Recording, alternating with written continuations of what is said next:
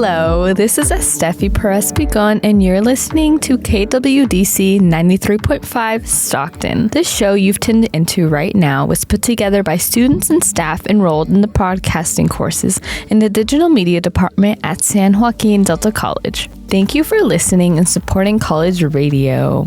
Welcome to your Friday lunch hour podcast. My name is Estefy Perez Picon, and you're listening to Pursuing Your Passion. The goal of this podcast interview is about finding questions about individual passions. Life after high school, we're always bombarded with the question of what's next. Well, what is really next? On each episode of my mini-series, I will be joined by different friends of mine whose all lives look distinctively different. What did life look like after high school, and what choices did these guests make to be where they are today? On episode 1, we were joined by my friend Vanessa Placencia, and we dove into her life after high school, and she's currently now graduated from the University of the Pacific. Big congratulations to her. For today's episode of Pursuing Your Passion, we're going to talk about the creator, founder, and everything of this podcast, which is me. And I will be sharing a lot of my background, what I did after high school, and what choices have led me to being where I am today. My name is Estefy Perez Picon, and I'm from the Bay Area originally. A very well-known fact about me that a lot of people that know me know is a big thing of mine is I play racquetball. So racquetball has been very formative to who I am as a person. I've played it competitively for the past 14 years of my life. I've dedicated everything I have to the sport, and it has truly been an essential character building part of who I am to this day. I owe a lot of things to my sport. Another interest of mine that has always been very deeply rooted with me is education. I always knew I wanted to graduate from college. I always wanted to further my education after high school, but the way I was going to do that, I didn't really know. As a first-generation college student here in the United States, it was almost like I never really had a clear path from start to finish. I always just went off of suggestions based on counselors, based on teachers, based on everyone who I knew had experience in college, but it was never really catered to what I wanted to do. I graduated high school in 2020, so that was at the peak of COVID. We had the whole drive-by graduation. It was a whole deal, and it was very interesting to not only finish high school during COVID, but start college during COVID. It's obviously a well-known fact that high school and college are two entirely different things. So to go from transitioning from high school to college in an online format was very difficult for me as a student. I am one of those students who tends to blossom really well with in-person interactions. So not having that right into college was very hard for me to not stay necessarily focused on what was going on in my classes, but to understand truly what was happening, because for the past, I was in school from K through 12. I had always had in-person interaction. So here I am going into an entirely different school, entirely different setting, entirely different everything. And I had to do this all online. And I'm sure a lot of you listeners can empathize with that, can sympathize with it, because it was a hard time, not only for students, but for the world. When I started college, I had the career path in mind that I wanted to go into early childhood education.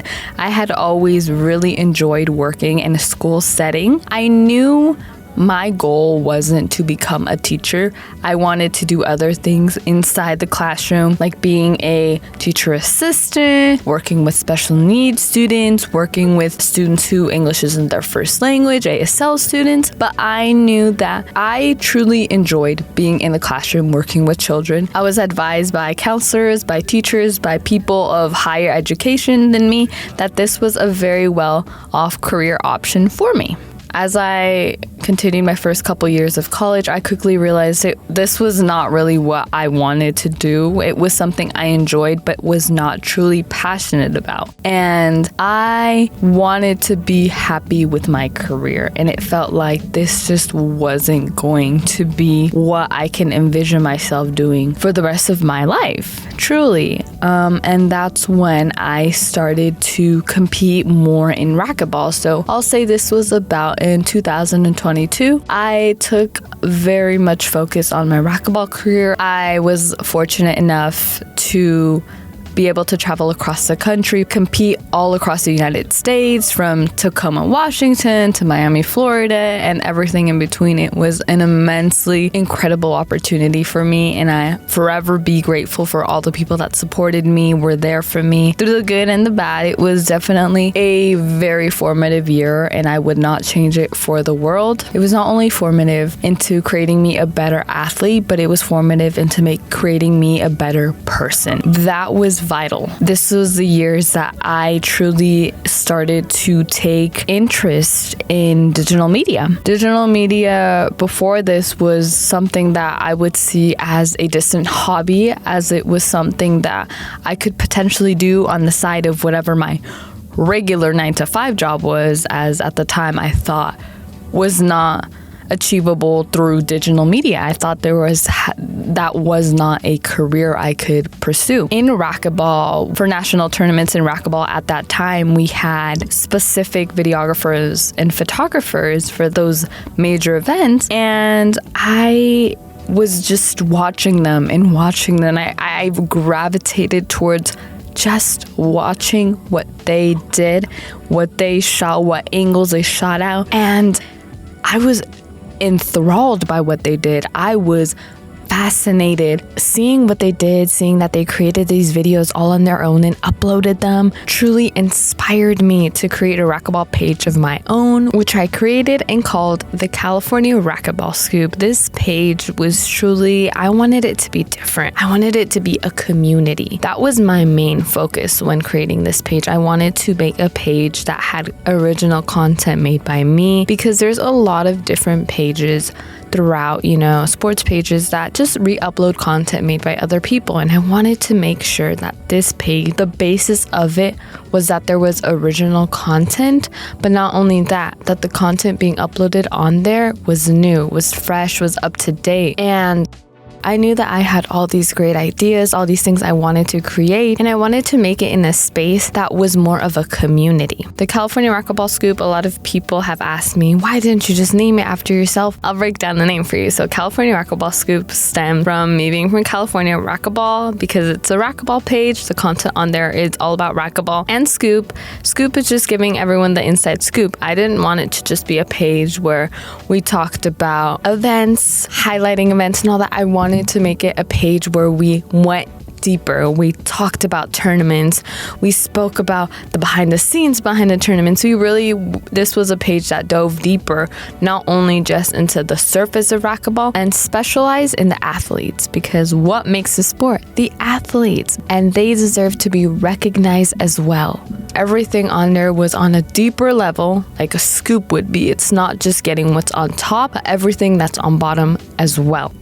The push to really get the California Racquetball Scoop out there was for my siblings. I had been in the competitive world years before my siblings had even started to compete, and I knew that it was hard to not only get your name out there, but truly have people care about your achievements in racquetball if you were not already with an organization. I wanted to just demolish that whole stereotype and change it. I wanted to be the one that made that a possibility, to make young athletes like my siblings feel like what they did was important. Their success was important. Just because they didn't have an organization tied to them, it didn't mean that what they were doing wasn't important. And I know all I had to do was create this page, and I thought nothing of it. I thought I was going to get friends that I knew, people in the racquetball community that I was familiar with. following along their journey, and like I said, really putting out content that was relevant to racquetball. I never expected it to be a international thing that people from literally all around the world talk about, have asked me about. I am so blessed that this California Racquetball Scoop, the way that I've always pushed it was for positivity, for a place that is positive, that is filled with encouragement. I know, and I always say, but if I can create a space that is positive, that where people feel safe to congratulate one another, to post about someone's success and not tear them down, because there's already enough negativity in this world. And the last thing I wanted to do was create a space that was going to become negative. This does not mean that I never faced any negativity when uploading things and all of that nature. I just know that I have to navigate it in a way that immediately shuts down that person, and I simply say, if you don't enjoy the content that you are looking at, simply don't watch. If you don't enjoy what you're watching, don't watch it. I'm doing this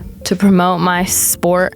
I'm doing this to promote people that love the sport, and there's no need for negative feedback. There's no need to criticize people, especially on such a beautifully positive platform. And that was something, I'm zero tolerance on negativity towards any athlete that is displayed on my page. The California Racquetball Scoop can be found on Instagram and Facebook, and on the pages you will be able to see a display of my work. It has videos, it has photos, it has reels, it has short little posts about athletes and different events that we have attended. On Facebook, it has a little bit of a more in-depth dive, because on there I can do live streams. So I live stream a lot of places that we go to and compete at, as well as matches, full-length matches, which is a really cool thing to have for anyone who wants to watch a match. My favorite piece of work that I have displayed on the California Racquetball Scoop is a short documentary style video that I did called My Sport, My World. My Sport, My World is based on my siblings Andrea and Alejandro, and it's just a short documentary. It really highlighted their authentic and raw emotions, and in every piece that I like to make is what I always try to look for. And not only was that a piece that I love watching and rewatching, I can rewatch it a million times and not get tired of it, but I did enter it into a film festival, and it was into the San Joaquin Delta College Film Festival in December of 2024, which was really cool. My sport has taught me community, coming together to compete in a sport where for a moment we are no different than each other. We are simply gathered for one thing: racquetball. The people I have met throughout my years in the sport speak volumes to me. I was taught from a young age how to be more mature than most people around me, because handling situations with adults in my sport was vital. My reactions to situations were vital. As I continued to grow and mature, I began to realize that all these emotions and passions I felt from my sport, surely others must feel. Then I began to see those emotions through another lens, a camera lens. Then I began to take photos of those exact moments happening right in front of me. I began to pay close attention to how people physically reacted to their wins, their losses, the hard parts of the game, when they are warming up, when speaking among friends, when they are competing, when they're watching a match. For each of those actions I just listed, a new emotion overcomes the face of a person, and that is the emotion I want to capture. Since creating the California Racquetball Scoop, it has opened doors for me that I never thought would be possible. I have been hired to promote racquetball events, to do photography at different racquetball events, at weddings as well. I have been now working closely when tournaments come here to California with the men's professional racquetball tour, which has been such a positive experience. Not only are the athletes great, but the creators that I am able to collaborate with are so nurturing to my wanting to learn. That is when I get the real hands-on experience. I'm able to learn from people who have been doing this for years and years, and not only are they nice people, but they are so willing to help and open up and give suggestions, and that has it has helped me grow so much in being able to fully grasp what it is to be a digital media content creator. I look back on it, and if I had not been able to put myself out there, if I wouldn't have just opened that Instagram account and uploaded something, none of this would have ever happened. My spark for digital media would have never been ignited. It would have just been something that could have been. But because I took the chance, I took the leap of faith to pursue something that might have not even been in my comfort range, but it was something I wanted to do. It opened doors that I just can't wait to continue to explore. I hope you listeners are all finding some type of inspiration when I'm sharing this story with you, that it's never too late to pursue something that you're very passionate about, whether it be a hobby or a job or a lifestyle choice. Doing what makes you happy as a person should be the utmost important thing in your life. There is no age limit to happiness. Keep doing what you love, do what you love, and if you haven't found it yet, you're never too late to go and try something new. Keep being you, keep smiling, and keep pursuing your passion. When we come back from the break, I will continue and tell you all on my journey here at San Joaquin Delta College and what led me into enrolling into the digital media department. Be back in a bit. Wake up and text. Text and eat. Text and catch the bus. Text and miss your stop. Wait. Text and be late to work. Sorry, I'm late. Text and work. Text and pretend to work. Text and act surprised when someone calls you out for not working. Who, me? Text and meet up with a friend you haven't seen in forever. Hi. Oh, hey. Text and complain that they're on their phone the whole time. Text and listen to them complain that you're on your phone the whole time. Text and whatever. But when you get behind the wheel, give your phone to a passenger. Put it in the glove box. Just don't text and drive. Visit StopTextsStopWrecks.org. A public service announcement brought to you by the National Highway Traffic Safety Administration and the Ad Council. Hey, hon, what you doing with your phone? Taking pictures? No, I'm asking it questions. Like what? Hey, Bobo, do flowers have best friends? I'm sorry. I'm afraid I don't know that. Hey, follow me. I want to show you something. Look, flowers do have best friends. Whoa. Some answers can only be found in nature. Discover the unsearchable. Visit discovertheforest.org to find a trail near you. Brought to you by the United States Forest Service and the Ad Council. Not completing high school is more of a social thing than it was an academic thing. Even though all these years have passed, I still had that longing to have my diploma. At age 30, Carissa finished her high school diploma. If you're even considering getting your high school diploma, you can do it. No one gets a diploma alone. If you're thinking of finishing your high school diploma, you have help. Find free adult education classes near you at finishyourdiploma.org. That's finishyourdiploma.org. Brought to you by the Dollar General Literacy Foundation and the Ad Council. Thank you so much for tuning back in. I'm Estefy, Picon, your host today for Pursuing Your Passion, Episode 2. So before the break, we talked about my upbringing, my career goals, and where I was at in regards to racquetball. Now we're talking about me entering the digital media department here at San Joaquin Delta College and how that quickly becoming a digital media creator. Not only doing this recreationally, but doing this as a career choice. I was finally connected to a counselor who truly cared about me. She's my counselor to this day. And I told her about my interests. I told her about what I have been learning throughout these years. But I was shy. I did not know if I could change my major from early childhood into digital media. And I didn't even know that there was a program here at Delta College. I just knew that is what I wanted to do. My counselor explained to me that they had a great digital media program here at San Joaquin Delta College, and I should probably consider taking a class. 2024, I decided to take my first digital media class, and that was Digital Media 21 with Professor Adriana Berger. That class was a video production class, and starting out there was truly essential. It taught me a lot more than just video editing. This class was not only based on video production, but it was also based on professionalism. So I learned about editorial guidelines, how to edit, what to edit, copyright guidelines, how we were able to shoot in public, and what we could do as creators ourselves, and what the do's and the don'ts. It truly showed me things in a way that I think I would have never been able to learn, because at this point I had already started booking jobs and I was doing them, but I knew I wanted to take it to the next level. I truly wanted to bring that educational manner into it and sit down in a classroom and learn. This class was truly remarkable, and after taking this class, I knew I wanted more. I quickly signed up for classes for the summer of 2024 semester, and that were both digital media classes. These were 1 and 2. And then we came into the fall semester of 2024, and this is when I took Digital Media 25A. This class was very hands-on. This class, we were doing events, we were running events, we were planning events, we were doing videos for events here on campus, and that was very different. That was very out of my comfort range, which is something that I really wanted to do. I knew that I couldn't just sit in my comfort of doing things for photo and video that regarded around sports. I knew I needed to really put myself out there. This class truly helped me get out of my bubble. I was able to host events that happened here at San Joaquin Delta College, and talking in front of a large crowd of people truly helped me gain confidence in myself, not only to be able to be behind the camera, but know that there is going to be instances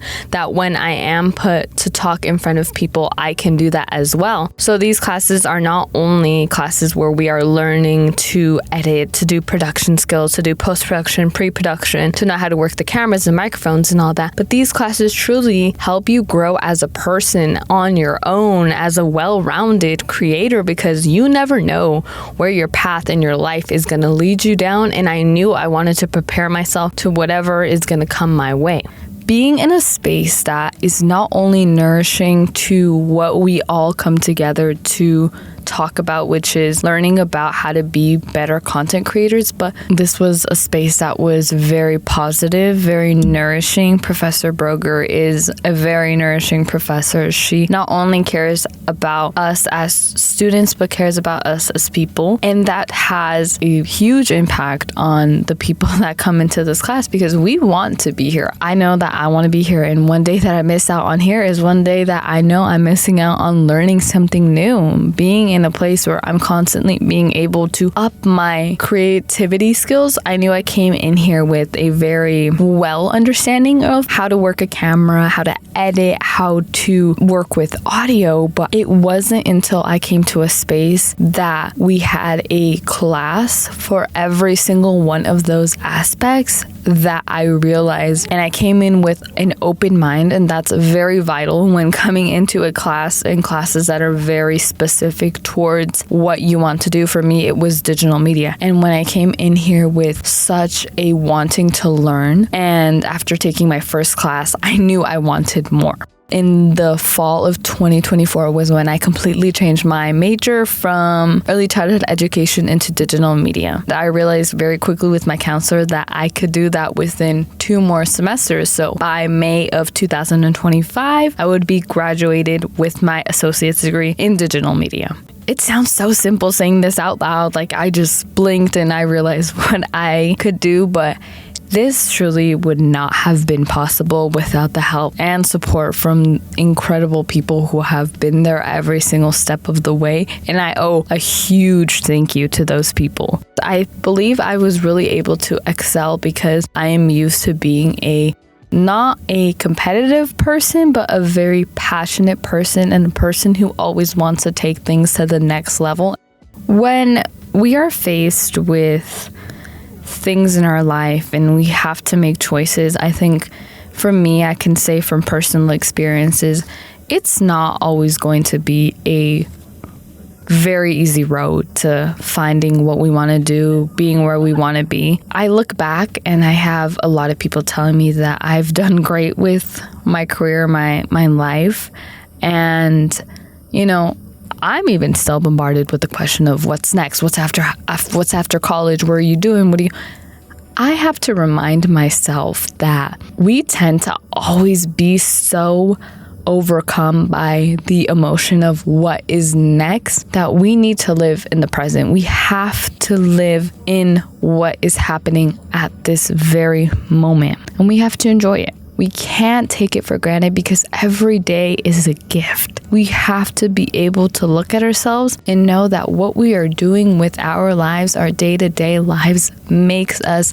happy. Do things that make you happy as a person. I would love to tell you guys that this was a very smooth road, that there were no bumps in the road, that from high school to where I am now is just a smooth playing field. There's nothing gonna get in your way. That would be very unethical of me to tell you all because that is not true. We have to be resilient as people. I had to go through things that I would not want people to go through in life, but they have made me a better person. I've had to lose friendships that I thought were gonna be forever in my life, and that was, and I've always said, the worst heartbreak of my life. But being able to move forward, it's all about finding you.